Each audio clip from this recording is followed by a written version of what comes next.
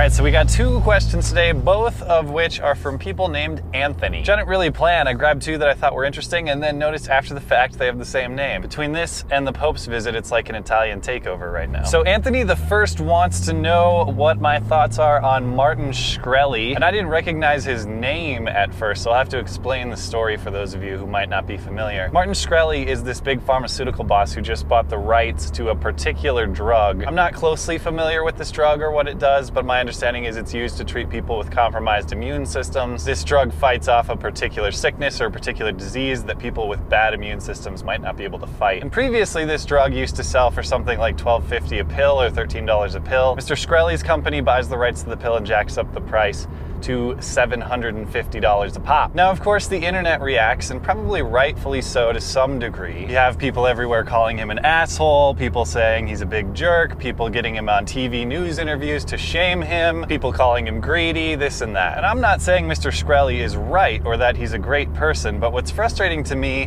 is anytime we have these controversies with someone being greedy, particularly in the healthcare system, our reaction is to shame that individual as though they're some type of unique asshole, and not take a look at the system that we have that enables this very type of assholism. You got news outlets and websites reporting not on our healthcare system and a profit motive within it that creates this type of behavior, but how Mr. Shkreli is just a big asshole. Big Pharma's biggest asshole. Did Martin Shkreli try to pay his ex-girlfriend for sex? Who cares? We don't need to try to paint this guy as a particular asshole. He is operating within a system that is structured to enable this type of behavior. Now, I work with for-profit hospitals frequently in my day job. These are like the Walmarts of hospitals in this country. They're investor-owned, right? And much like big pharmaceutical that's investor-owned, I don't know if Mr. Shkreli's is or if it's privately held, but in any case, these institutions exist not for the sole purpose of treating people. They exist to treat people only insofar as that treatment brings a profit that is returned to the investors of the company. So if you're a boss of some type of healthcare entity,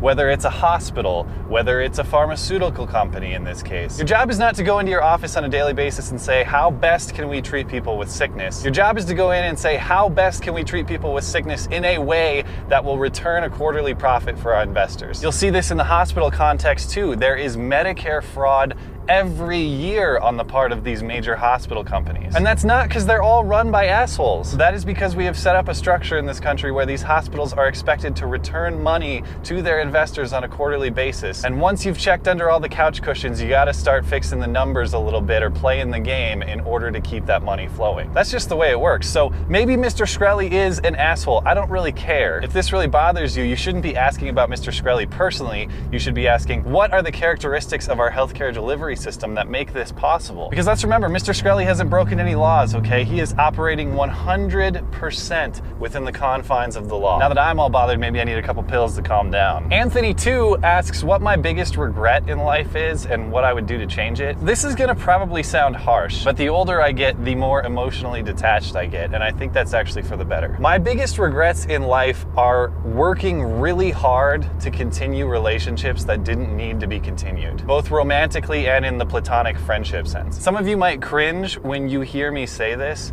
but people are more replaceable in your life than you think they are. Okay, and that doesn't mean I want people to die, that doesn't mean I want people to disappear, that doesn't mean I'm wishing bad things upon people. What I am saying is, all of your relationships, if they're friendly, if they're romantic, they need to be based on mutual effort and mutual interest. Relationships that I tried to continue in my life were those where I'm doing something like 95% of the work to keep it going. And you don't need that. I know it's terrifying to lose a boyfriend or a girlfriend. I know it's terrifying to think you might lose a friend. But I tell you what, there's a hell of a lot of other boyfriend and girlfriend material people out there, and there's a hell of a lot of good friends out there. You just haven't met them yet. So I caution you against this, my friends are the best in the world, I don't know what I'd do without you guys type mentality. Because the reality is that you and your friends are thrown together by nothing more than circumstantial coincidence. That doesn't mean they're great people, that doesn't mean they're bad bad people, but there are other good people out there. The other thing I'd say on this topic is you don't measure the quality of your friendships based on the good times. If you're like me, you're gonna get a lot of people who can handle all the good, fun party times in your life, but the second there's conflict, the second there's struggle, the second there's anything unpleasant, they're gonna flee. Those aren't the people that you need in your life. Those people are weak, those people aren't courteous, those people aren't caring, they're not compassionate, they're not intelligent, they're not any force for positivity that you need in your life. So if you get into conflict with a person that's close to you,